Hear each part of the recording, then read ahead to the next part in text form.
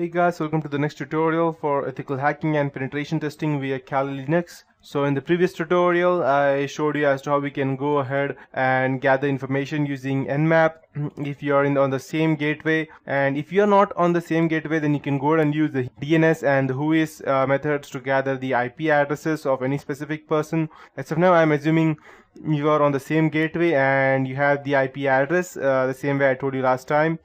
So now I want the operating system information about this specific IP address. So what I would do, I would go ahead and use my Nmap. I'll type the IP address over here, 0.168.236.131. And as you can see, there are different types of scan over here.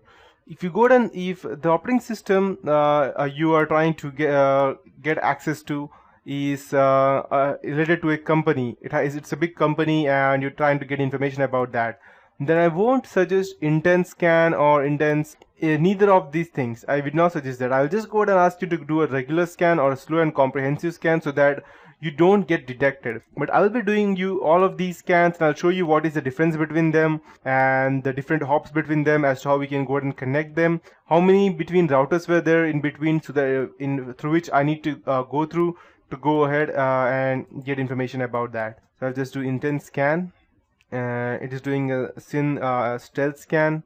So these are the open ports, as you can see, of this particular PC and I can go ahead and use any of this port to go ahead and transfer my any Trojan or any virus that I have, and it will not get detected. It will just check it as a normal traffic. As you can see, 4 service and 1 host, it's trying to go ahead and try OS detection.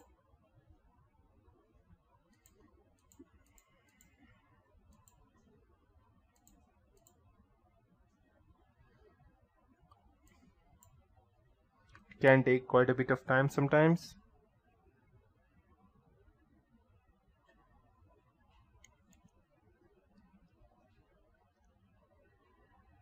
Perfect, done. Perfect. So these were the ports open and it started scanning for the OSS. So there are a total of 996 filtered ports, and filtered means these are firewall ports. You won't be able to enter these ports, but these are the ports which are open. Out of these 996, excluding these 996, these are 4 ports which are open through which you can go ahead and access them. That's Windows Microsoft RPC and Windows HTTP API, and these are the 2 NetBIOS SSN. But if you're using Windows 8, let me suggest you that these would be all filtered out and there will not be any port open if you have an updated version of Windows 8.1. But still, there can be ways you can social engineer your way through that.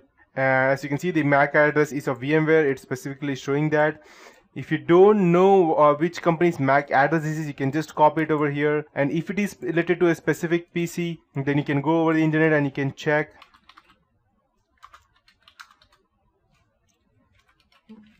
MAC address, and yes, you can go ahead and check it over here. You can find the company lookup and you can just type the IP address. Probably it will not be able to find. Yeah, it's perfect. That means anything starting with 000C29 is of VMware. If I go ahead and check it over here,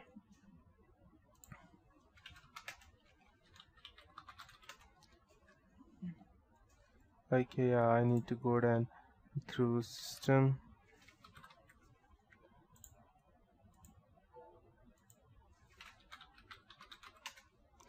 And over here I can see, so this will give you an idea of which hardware is the person using exactly. I'm getting VMware over here, but if since I'm using a virtual PC, but if the person has an actual hardware which is not a VMware, which is an actual computer, then you will get the detailed information. So let me just check the MAC ID and I'll go ahead and copy this MAC ID over here that we have, and I will paste it over here in this portion.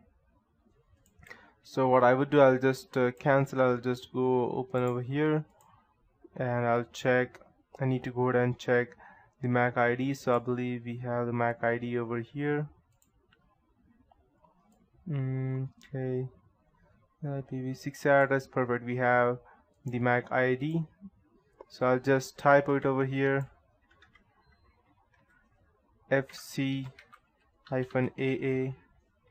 -14 -45 5E 64, and let's check what we get. Perfect, it has the gigabyte technology and company limited. So if you want more information, you can just go ahead and compare it, and you can check it over here, and you will be able to confirm which exactly it is. Since this is a gigabyte technology, you can see the my system manufacturers gigabyte technology company limited. So in this way you can get the you can go ahead and at least narrow down your hardware area as to which exactly it is using. And where you have the hardware right now you need to go know which operating system is the person using. So you don't need to go ahead and gather much information about that, but because you already have that. Once you do Nmap scanning, it will show you that it's general purpose for phone or a normal system. And but you know it's not a phone since it has gigabyte technology. That means it's a computer, and it's not a virtual PC. And you can see it has Windows version 8 or Phone or Vista or 7.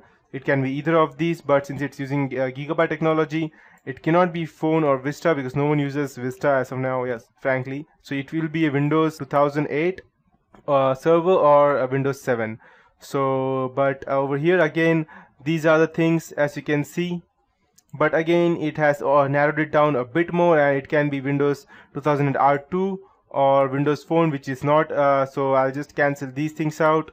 This is out, and we have it. So it can be Windows Server SP Pack 1 or Windows 7 or any of versions. And this operating system was last started on May 13, that's today, at 2:30 p.m. in the afternoon. So you have the date since how much time it is up, and it's just one hop. That means there are no computers in between. These are connected directly. If I'm connecting it through internet, then there will be multiple computers through all the routes through which I'm going, and it will show me through the fish eye as to where exactly my computer is by connecting it to several computers.